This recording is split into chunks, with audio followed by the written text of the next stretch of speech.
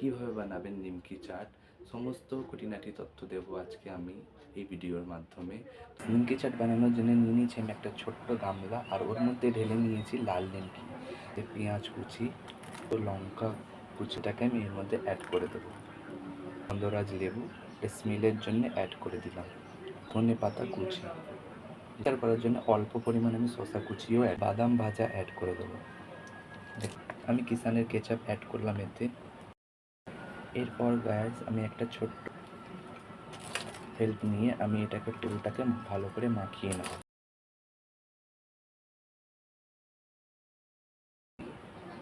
যেটা আমি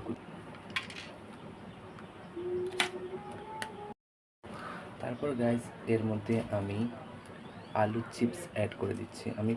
তো এরকমই যদি ভিডিও আপনি বারবার দেখতে চান তো অবশ্যই আমার চ্যানেলটাকে সাবস্ক্রাইব করে দেবেন, পাশে থাকা বেল আইকনটাকে প্রেস করে দেবেন।